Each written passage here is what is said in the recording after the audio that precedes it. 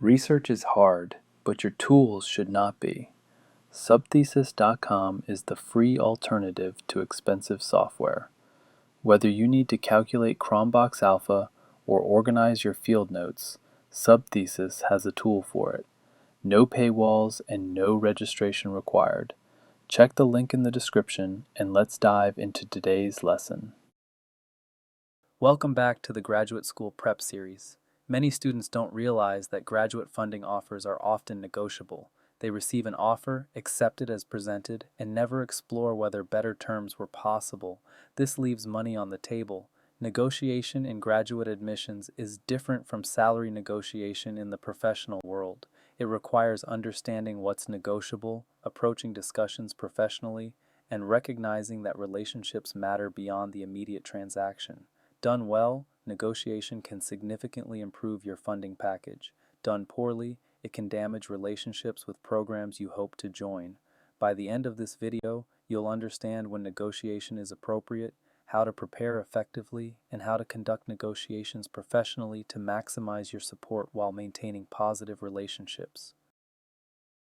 Here's what you'll learn. First, you'll recognize when and how funding negotiation is appropriate.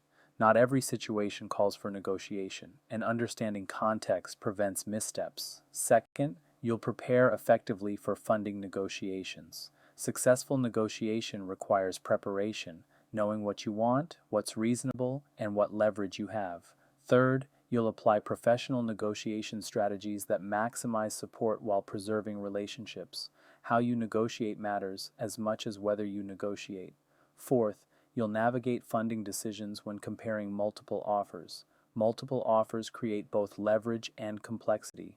You'll learn to handle this situation effectively. Let's start with understanding when negotiation makes sense. Let me set realistic expectations about graduate funding negotiation. Programs that admit you want you to enroll. They've invested in reviewing your application, decided you'd be a good addition, and hope you'll accept. This creates some motivation to make their offer competitive. Some flexibility often exists in funding packages. Universities may have discretionary funds for recruiting top candidates. Additional assistantships may be available. Scholarship amounts may be adjustable for strong applicants with competing offers. Different program types have different flexibility. Doctoral programs with standard funding packages may have limited flexibility beyond the standard offer. Master's programs with variable funding may have more room to negotiate. Professional programs operating more like businesses may negotiate more readily. Your approach matters enormously. Graduate programs are communities you're hoping to join for years. Heavy-handed negotiation tactics that work in business contexts can damage academic relationships. Professional, respectful approaches work better. Negotiation is most appropriate in these situations. When you have competing offers from comparable programs, you have clear leverage. Programs know they're competing for your enrollment. Sharing that you have a better offer elsewhere and asking if they can match or improve is reasonable and expected. When your circumstances have changed since application, updating the program makes sense. Perhaps you've received an outside fellowship, perhaps financial circumstances have shifted. Programs may adjust offers based on new information. When the offer is significantly below your realistic needs, honest conversation is appropriate. Explain specifically what the gap is between their offer and what you need. Ask whether additional support is possible. They may not be able to help, but they can't help if they don't know you need it. When you bring exceptional qualifications to the program, you may have more leverage than average admits. If you were their top choice or have credentials they particularly value, they may be more willing to compete to secure your enrollment. Negotiation is less appropriate or less likely to succeed in these situations. When the offer matches what all admitted students receive, programs may have limited flexibility. If the standard doctoral funding package is tuition plus $25,000 stipend, and that's what you received, there may not be room to negotiate. Everyone gets the same deal. When you don't have competing offers or genuine alternatives, you have limited leverage. Bluffing about offers you don't have is dishonest and risky. If you'd accept this program regardless of whether they improve the offer, negotiation leverage is limited. When programs explicitly state offers are non-negotiable, respect that statement. Some programs set clear expectations that funding packages are standardized and not subject to individual negotiation. Pushing against explicit statements wastes time and may create friction. When your request is significantly beyond reasonable expectations, you're unlikely to succeed and may appear naive or demanding. Asking for double the standard stipend or full funding when partial is the norm probably won't work. Effective negotiation requires thorough preparation. Know exactly what you're asking for before you begin. Vague requests for more money are less effective than specific requests. Do you want an increased stipend, a fellowship instead of an assistantship, summer funding, a research budget? Be precise. Research typical funding at comparable programs. Understanding the market helps you calibrate reasonable requests. If peer programs offer $5,000 more in stipend, asking for $5,000 more is reasonable. If you're already above market, asking for more is harder to justify. Understand your leverage and alternatives. What competing offers do you have? How serious are you about alternative programs? Would you actually attend elsewhere if this program doesn't improve? Honest self-assessment guides your approach. Prepare your case with specific justifications. Why should they invest more in you? Perhaps you have strong competing offers. Perhaps you bring specific qualifications they value. Perhaps you have financial circumstances that make additional support essential. Specific reasoning is more persuasive than general requests. Various elements of funding packages may be negotiable. Stipend or fellowship amount is the most obvious negotiation target. Programs may be able to supplement standard offers with additional funding from discretionary sources, especially for candidates they particularly want. Years of guaranteed funding may be negotiable. If standard offers guarantee 4 years but you're concerned about a 5-year program, ask about extending the guarantee. Programs may have flexibility here even if base amounts are fixed. Type of support may matter to you. If you'd prefer fellowship support without work requirements over an assistantship, ask whether that's possible. Or if you specifically want teaching experience, ask about guaranteed TA positions. Additional benefits beyond base funding may be available: research funds for dissertation work, conference travel support, health insurance improvements, or housing subsidies might be negotiable even when stipend amounts are fixed. Think creatively about what would improve your situation. How you negotiate matters as much as what you negotiate for. Express genuine enthusiasm for the program. Start negotiations by affirming your strong interest. Programs are more willing to invest in candidates who clearly want to attend. I'm very excited about your program and hope to make it work. Creates better context than jumping straight to demands. Frame requests as questions, not demands. Ask whether flexibility exists rather than demanding specific outcomes. Is there any possibility of increasing the funding package? Works better than, I need you to increase my funding. Questions invite collaboration, demands create opposition, share relevant information without ultimatums.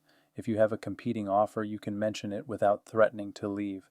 I've received an offer from Program X that includes additional support, and I'm wondering if your package has any flexibility. This is honest and informative without being aggressive. Maintain respectful tone throughout. Even if negotiations don't succeed, you may end up at this program. Don't burn bridges. Express appreciation regardless of outcome. Professional relationships extend beyond immediate transactions. Let me walk through what an effective negotiation email looks like. Your opening expresses enthusiasm and gratitude. Thank you so much for the offer of admission to your program. I've been genuinely excited about the possibility of joining your department since I first researched your faculty's work on health disparities. Your context explains your situation. As I'm making this important decision, I'm weighing offers from several strong programs. Program X has offered a funding package that includes a $5,000 higher stipend, and I want to be transparent about this as I consider my options. Your request asks a specific question. I'm wondering whether there's any flexibility in the funding package you've offered. My strong preference is to attend your program, given the alignment with my research interests, and I'm hoping to explore whether reducing the funding gap between offers is possible. Your closing reaffirms interest. Regardless of whether adjustment is possible, I'm grateful for this opportunity and excited about the prospect of joining your community. Please let me know if you need any additional information from me. This approach is professional, honest, and maintains positive relationships whatever the outcome. Using competing offers as leverage requires ethical boundaries. Only reference offers you actually have. Fabricating offers is dishonest and risky. Academic communities are smaller than you might think. Lies can be discovered and damage your reputation before your career even starts. Be accurate about competing offer details.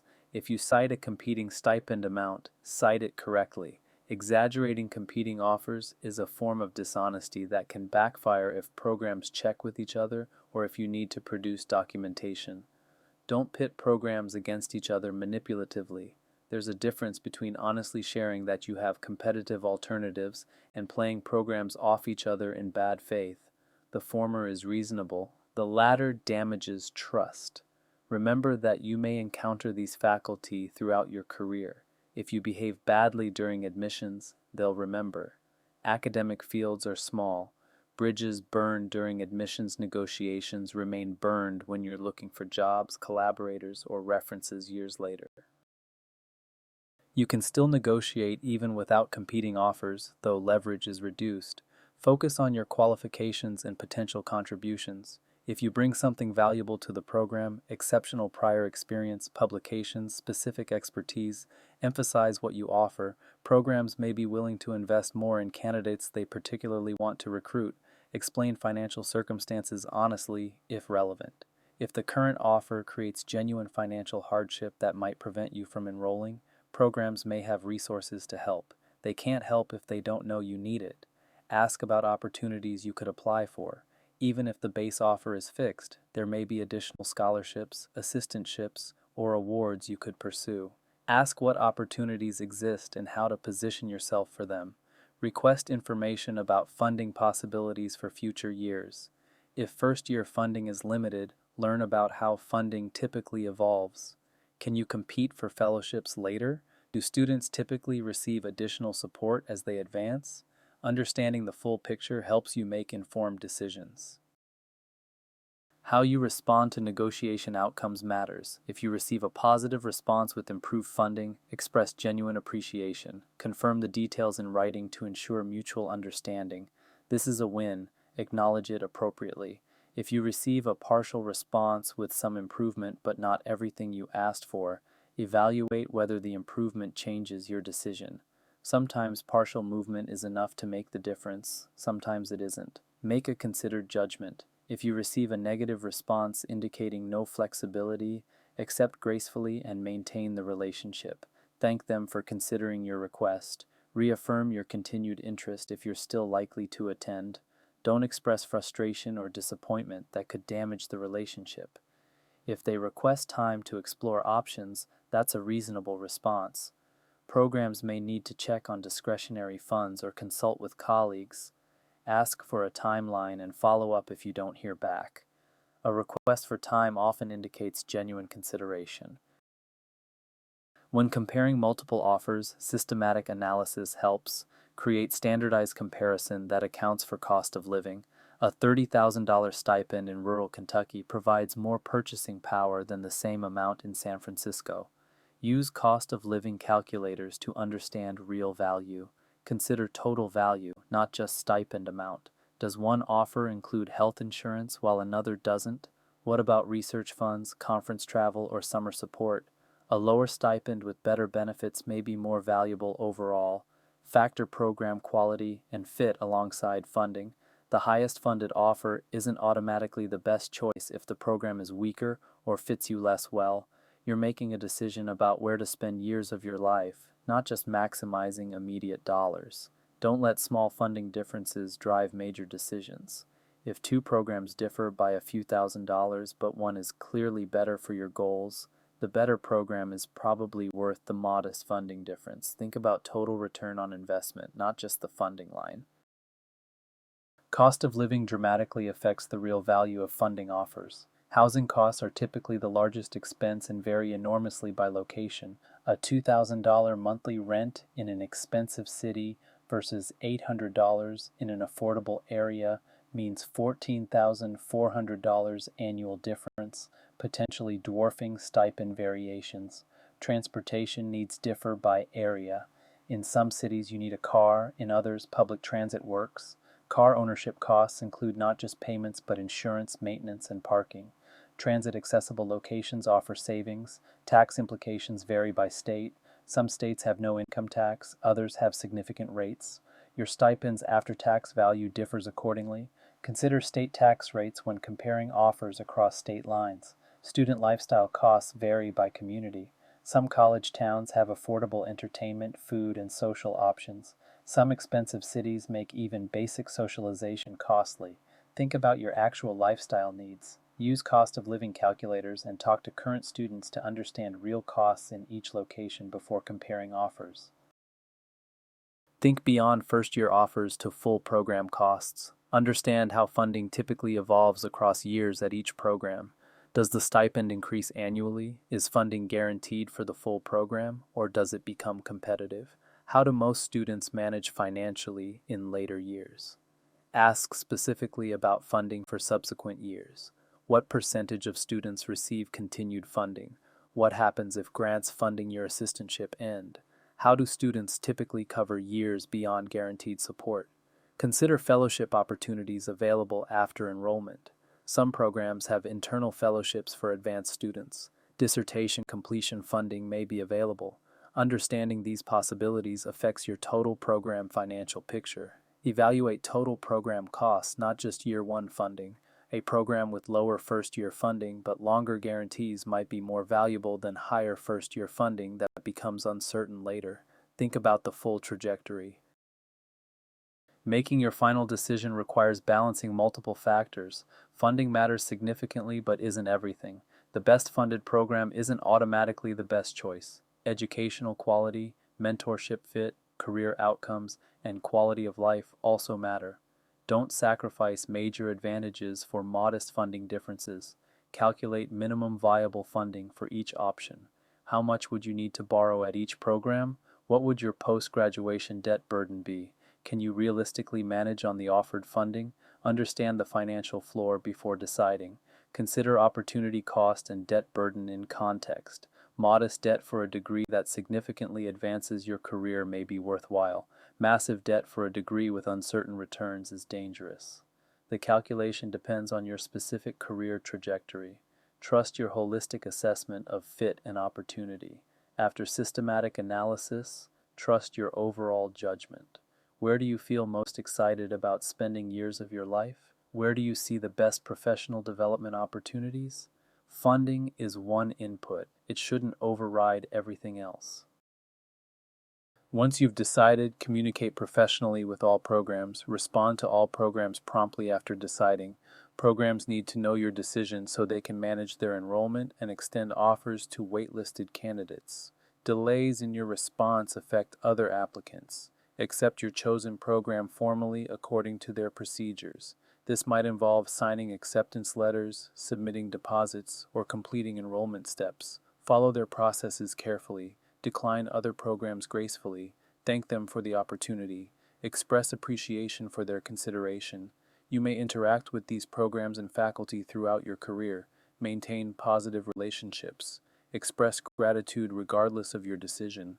Whether accepting or declining, acknowledge the time and investment programs made in considering your application.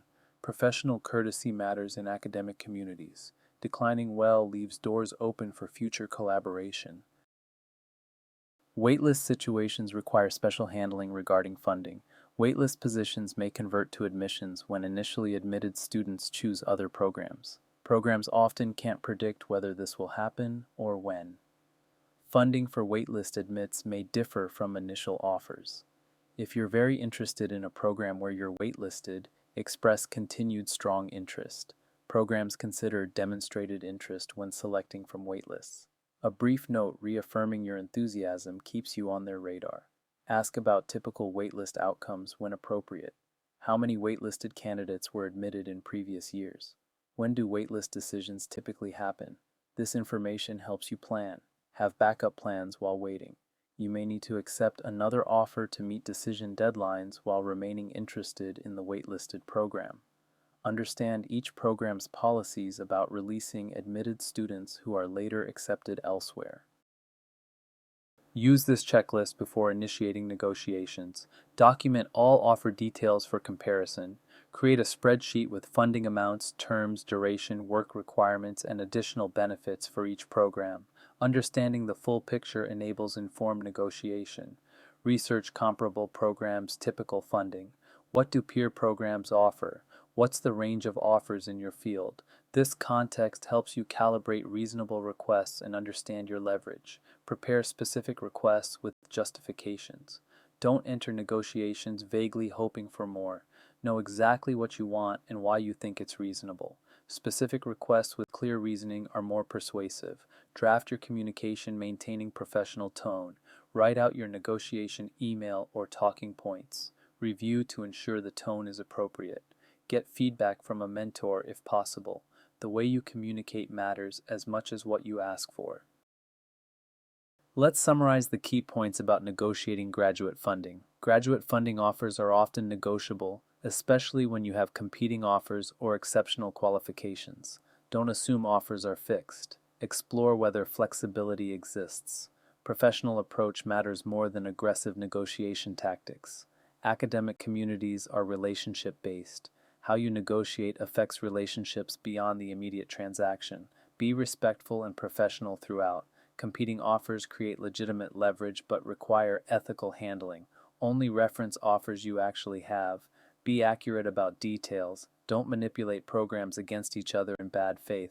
Honesty and professionalism serve you better than gamesmanship. Consider total value and fit, not just funding numbers. Cost of living, program quality, career outcomes, and personal fit all matter. Modest funding differences shouldn't override major advantages in other areas. Make holistic decisions about where to invest years of your life. In our next video, we'll discuss federal student loans for graduate students, helping you understand this common but often misunderstood funding source. Thank you for your attention, and I'll see you in the next video. Writing the thesis is a marathon, not a sprint, but you do not have to run it alone. If you are feeling stuck with your data or overwhelmed by your sources, let us help. Head over to subthesis.com. It is completely free and designed to make your life easier. You are making progress. Keep going. And don't forget to subscribe for more support.